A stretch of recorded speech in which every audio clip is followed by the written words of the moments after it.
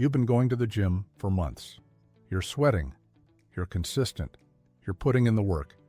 But your body looks exactly the same. Here's the truth. No one's telling you most people are wasting 40% of their workouts on exercises that science has proven build almost zero muscle. And the worst part? These are the exercises everyone in the gym is doing right now.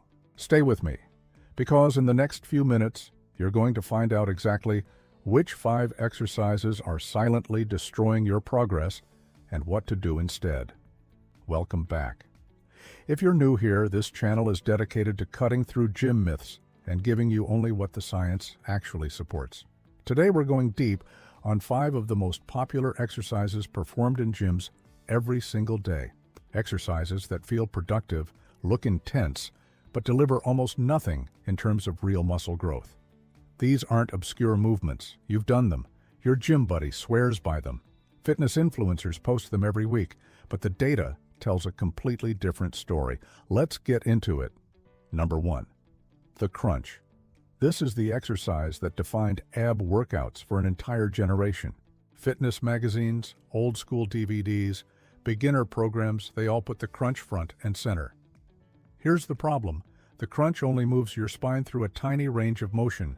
Your abs, specifically the rectus abdominis, aren't being loaded with any real resistance. You're essentially doing a half movement with body weight repeatedly.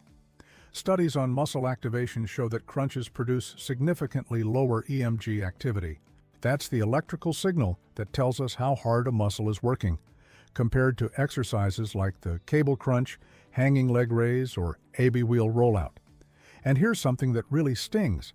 Crunches can also put unnecessary stress on your lumbar spine, especially when done in high volume. So not only are they ineffective, they may actually be hurting you. The fix? Replace crunches with the AB wheel rollout or cable crunches. These load your core under real resistance through a full range of motion. That's where muscle growth actually happens. Number 2, the inner and outer thigh machine. Walk into any gym and you'll find someone on this machine. It's comfortable, it feels targeted, and it gives that satisfying burn. But here's what's really happening. You're isolating a small group of muscles, the hip adductors and abductors in a seated, non-functional position with almost zero mechanical tension. Muscle growth is driven by mechanical tension. That means you need resistance through a full range of motion, under load. The thigh machine? It barely checks any of those boxes. Worse, because you're seated and your pelvis is locked, the glutes, which should be doing a huge portion of this work, are almost completely switched off. The fix? Replace this with lateral band walks, sumo squats, or Bulgarian split squats. These recruit your inner and outer thighs while also activating glutes, quads, and hamstrings in one movement. That's compounding your effort, not wasting it. Number 3, the tricep kickback. This one is everywhere. Light dumbbells. Perfect form in the mirror. It looks clean, it feels intense, but biomechanically, it's one of the least effective tricep exercises you can do. Here's why. The tricep kickback only creates real resistance at the very top of the movement, the final few degrees of extension.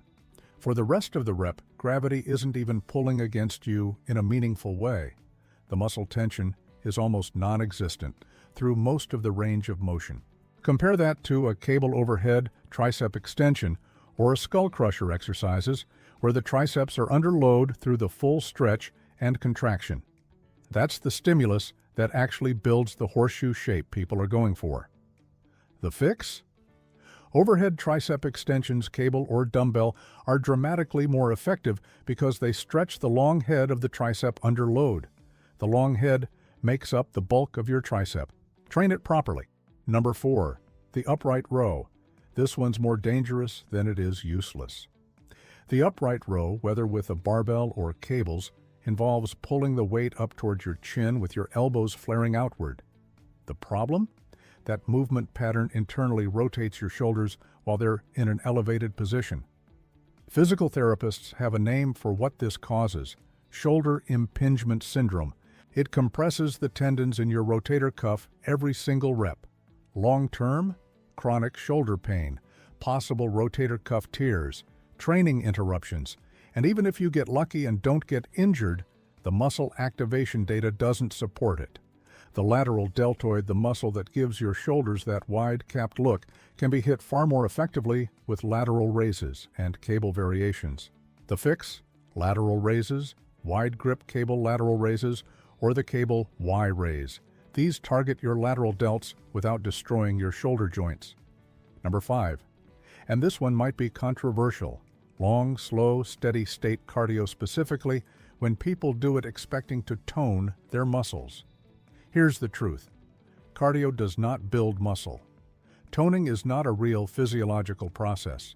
What people call toning is actually building muscle and losing fat simultaneously. Cardio contributes to the fat loss side, but when done in excess, it can actively work against muscle retention. Excessive steady-state cardio elevates cortisol levels, breaks down muscle tissue for fuel, and if you're in a calorie deficit, prioritizes muscle as an energy source over fat. The people who look toned, they lift weights, they built real muscle, and then their body fat dropped enough for that muscle to become visible. The fix? Keep cardio to 2 to 3 sessions per week for heart health and recovery. Make resistance training your primary focus. And if you want intense cardio that won't eat your muscle, switch to HIIT. 20 minutes of high-intensity intervals outperforms 60 minutes of slow jogging for both fat loss and muscle preservation. Let's do a quick recap. Crunches replace with cable crunches or the AB wheel. Thigh machines replace with sumo squats or Bulgarian split squats. Tricep kickbacks replace with overhead cable extensions. Upright rows replace with lateral raises. And endless slow cardio replace with focused resistance training and strategic HIIT.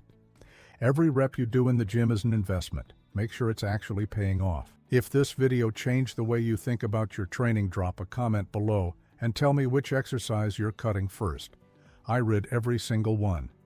And if you want more science-backed training breakdowns that cut through the noise, hit subscribe and turn on the notification bell. New videos drop every week.